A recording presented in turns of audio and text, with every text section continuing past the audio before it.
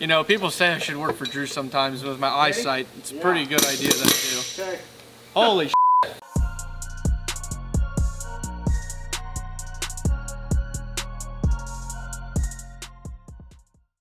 Okay, Larson, Cody, and David Lamb took the S10 out to Virginia for the PDRA race this weekend. That was kind of just an exhibition thing to put the Outlaw Diesel Super Series on notice. They had the truck set up in Vendor Midway, and then they made some exhibition passes. And while we were on a good track, we thought we would turn the power up and see if we could put a teen on the board. And we had a little bit of unfortune. We blew the turbo up on the second pass.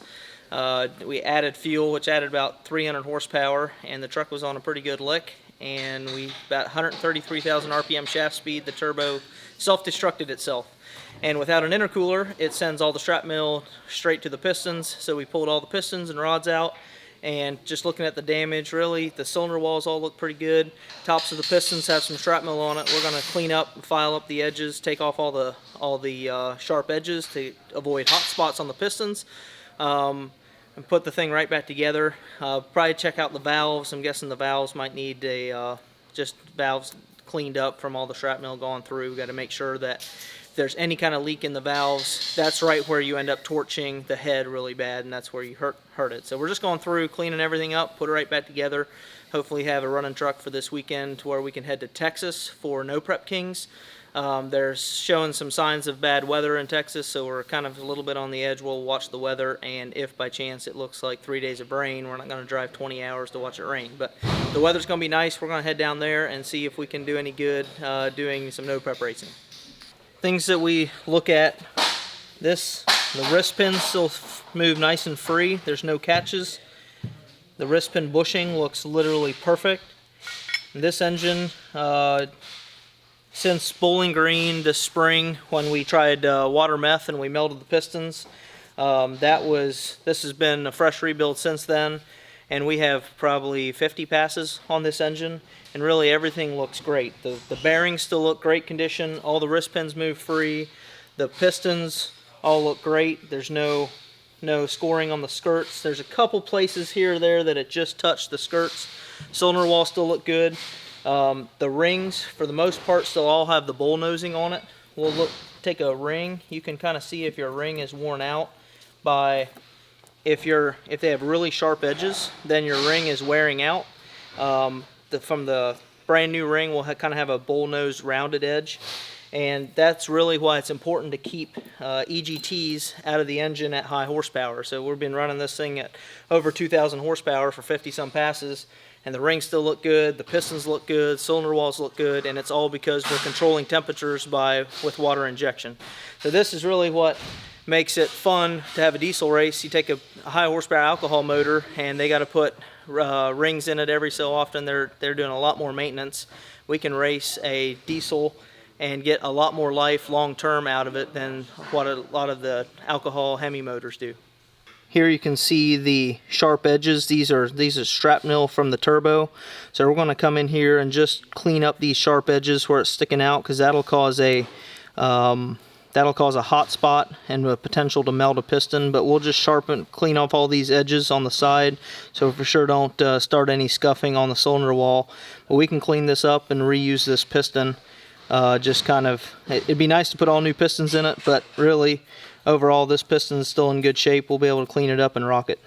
But overall, this is just a testament to the D&J engine. This is a deck plate motor, and he makes his own pistons, he makes his own rods. We've kind of, over the years, he's changed the wrist pin bushing material. When we first did the deck plate in 2015 in the quad cab, and then after the first run, we had some wrist pin bushing wear, and that's where, with the pressure lube wrist pins now and a different material, since then it's been a non-issue, and the pistons work really well. Overall, he's got a well-rounded setup for a high horsepower application, and I would definitely recommend, if you're looking at a long-term race project, if you build the thing correctly. Now we have a modular engine. If we really needed to, we could knock the sleeves out, replace the sleeves, put new pistons in it, and keep right on racing. Okay, a little change of plans. We are going to put new... Okay, a little change of plans. We're going to end up putting new sleeves and pistons in the motor. The one piston on number 6 had a little bit of a tight ring land, and the new pistons that we have are a different bore size. So instead of just fixing that piston. Drew really didn't want to put a new ring in without a fresh hone, so we just had we have a spare set of sleeves and pistons here, so we're just going to pop out the old sleeves, put in new sleeves, and put new pistons in it, and then we'll take the old sleeves and clean them up and have those for our spares for next go around.